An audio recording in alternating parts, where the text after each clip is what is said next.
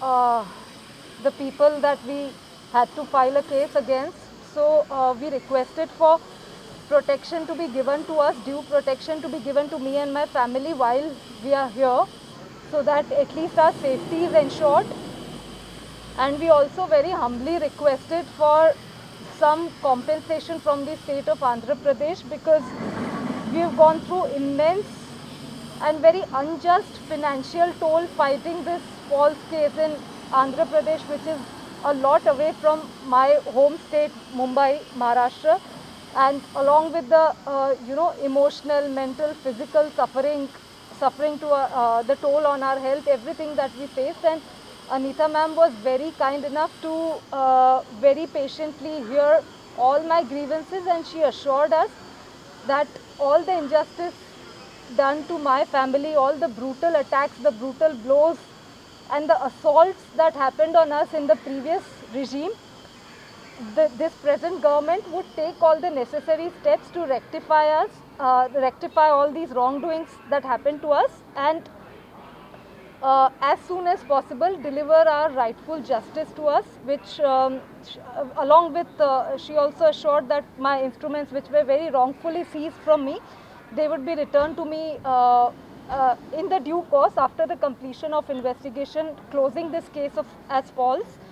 uh, so we are very, very grateful for the current government in Andhra Pradesh, which has taken all the prompt measures and in the right direction to ensure that all the wrongdoings that happened to me and my family in the previous regime, they be rectified, and we go back from Andhra Pradesh with fond memories.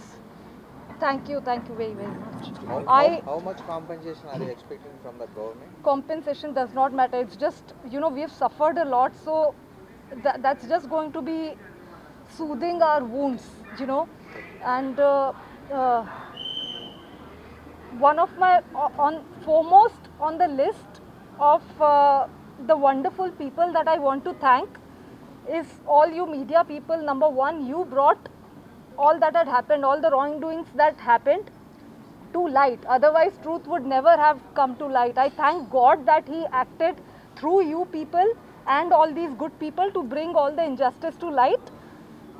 All of you have fought with us, bringing to the people the process of rectifying the wrongdoings, and God willing, the eventual serving of justice to my family. So media has to be immensely thanked, all the responsible journalists who are doing a commendable job bringing forward the real facts in this fight for justice. They have to be immensely thanked, and especially my family is very, very grateful to you.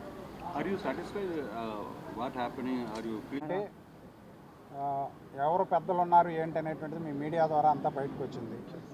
Case ఎందుకు అవసరమైంది అనేటువంటిది కూడా మీ media ద్వారా బయటకు వచ్చింది. అయితే ఇక్కడ ఏంటంటే మనం ఒక పొలిటికల్ బాసుల గురించో లేదా ఒక పెద్దవాళ్ళ గురించో మాట్లాడుకునేటప్పుడు లీగల్ ప్రాసెస్ అనేది ఉంది కాబట్టి ఆమె తన రైట్స్ని యాజిటేట్ చేసుకోవడానికి ముంబైలో కూడా ఆ విధమైనటువంటి ఏర్పాట్లు చేసుకుంది ఆల్రెడీ.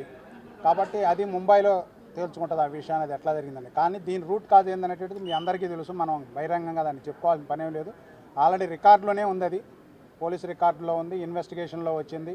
అక్కడ కేసుని క్లోజ్ చేసుకోవడం కోసమే ఈ తతంగం జరిగిందనేటువంటిది కూడా అందరికి బహిర్గతం.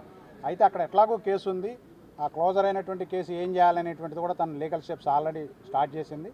కాబట్టి ఇక్కడ ఈ కేసు కనుక క్లోజ్ అయ్యి వీళ్ళ మీద ఉన్నటువంటి ఫాల్స్ కేసు క్లోజ్ అయితే ఈ నేపథ్యం అక్కడికి షిఫ్ట్ అవుతుంది. అక్కడ ముంబైలో తర్వాత యాజిటేషన్ జరుగుతుంది.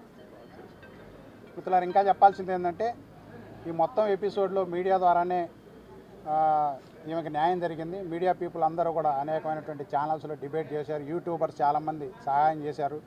ఎందుకంటే ఇంత పబ్లిక్ క్రై రాకపోతే ఇలాంటి సంఘటన బహుశా మీడియా మిత్రులందరికీ తెలుసు. భారతదేశంలో ఒక 3 ఐపీఎస్లు ఒకేసారి సస్పెన్షన్కు గురవటం లేదా పెద్దల ఇన్వాల్వ్మెంట్ ఉందనేటువంటిది రావటం ఈ కేసు ఉంది. అయితే న్యాయవాదులుగా కానీ బాధితులుగా వాళ్ళు కానీ ఎవరెవరు ఇన్వాల్వ్ అయ్యారనేటువంటిది మీరు అడిగే ప్రశ్నలకి సమాధానం ఇన్వెస్టిగేషన్ చెప్తుంది. ఎందుకంటే ప్రీమెచ్యూర్గా మనం మాట్లాడలేం కాబట్టి ఆ విషయాలు ఆల్రెడీ మీ అందరికీ తెలుసు. కాల్ డేటాలు, గూగుల్ టేక్అవుట్స్ ఇవన్నీ తీసుకోవడం జరిగింది. ఇంకా విచిత్రం ఏంటంటే ఈరోజు మీడియాలో కూడా కథనాలు వచ్చినాయి. వీరి యొక్క ఇన్స్ట్రుమెంట్స్ని పోలీస్ ఆఫీసర్స్ కాకుండా మరి ఎక్కడికో తీసుకెళ్ళి ఓపెన్ చేయాల్సిన ప్రయత్నం చేశారు. వీళ్ళకి 2 సార్లు మెయిల్ అలర్ట్స్ బయటకు వచ్చిన తర్వాత మెయిల్ అలర్ట్స్ వచ్చినాయి. అవి మీకు సప్లై చేస్తాం ఇప్పుడు. అంటే దీని అర్థం ఏంటంటే మరి తీసుకున్నటువంటి ఇన్స్ట్రుమెంట్లను కోర్టుకు సబ్మిట్ చేయాలి. మామూలుగా అయితే సెర్చ్ వారెంట్లో సెక్షన్ 100 సిఆర్పిసి 101 సిఆర్పిసి. ఇంకా చాలామంది ఈ వాస్తవాలు తెలిసిన కొన్ని పత్రికలు కావాలని ఆమెను బ్లేమ్ చేసి క్యారెక్టర్ అసోసియేషన్ చేస్తున్నారు. ఇంత దుర్మార్గం జరిగిన తర్వాత కూడా మనం ఇప్పుడు రాజకీయంగా ఏదన్నా ఉందా లేదనేది ఇన్వెస్టిగేషన్ తెలుస్తుంది. ఆమె ఎప్పుడు రాజకీయం గురించి కూడా మాట్లాడేది, మేము కూడా రాజకీయాలు గురించి మాట్లాడలేదు. మీడియా మిత్రులకి ఫెయిర్ జర్నలిజం అనేటువంటిది ప్రాతిపదికగా తీసుకొని ఈ కేసుగా రిపోర్ట్ చేయండి. వాళ్ళు ఉన్నారు వీళ్ళు ఉన్నారంటే ఇన్వెస్టిగేషన్ తేలుతుంది. అయితే సెల్ ఫోన్లు తీసుకెళ్ళి దాన్ని కూడా ఐఫోన్లు కాబట్టి సరిపోయింది. అదే మామూలు ఫోన్లు అయితే ఇప్పుడు కల్లా ఓపెన్ అయ్యి సెక్యూరిటీ మెజర్ చాలా ఎక్కువగా ఉంటుంది కాబట్టి ఐఫోన్లో 2 సార్లు ఓపెన్ చేయడానికి ఆ సెల్ ఫోన్లు ప్రయత్నం అఫీషియల్గా జరగటంటే అది వేరు.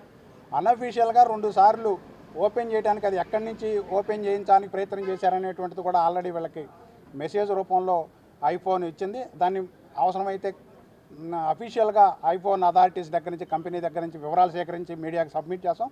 వీళ్ళకి వచ్చిన మెసేజ్లు కూడా ఉన్నాయి. కాబట్టి ఇక్కడ ఒక పాయింట్ మీరు గమనించాల్సింది ఏంటంటే 10 నుంచి 14 వరకు ఫిబ్రవరి వీళ్ళకి పోలీస్ కస్టడీలో ఇచ్చినప్పుడు ఇన్స్ట్రుమెంట్స్ పోలీస్ ఆఫీసర్ల దగ్గర ఉన్నాయి, ఓపెన్ చేయమని చాలా ఒత్తిడి చేశారు. అంతేకాకుండా ఆ ఇన్స్ట్రుమెంట్స్లో ఉన్నటువంటి దాన్ని డిలీట్ చేయడానికి ప్రయత్నం చేశారు. ఎందుకు చేయాల్సి వచ్చింది ఇది? ఒకవేళ నిజంగా ఏదో దాంట్లో విద్యాసాగర్కి సంబంధించిన డేటానే ఉందంటే కోర్టు ద్వారా ఆర్ఎఫ్ఎస్లకు పంపించవచ్చు. ఈ రోజు వరకు కోర్టుకు సబ్మిట్ చేయలేదు. కాబట్టి దీన్ని బట్టి కాన్స్పిరసీ ఏందనేటువంటిది మనందరికీ అర్థమవుతుంది. కాబట్టి మేము రాజకీయాల గురించి మాట్లాడడం ఇన్వాల్వ్మెంట్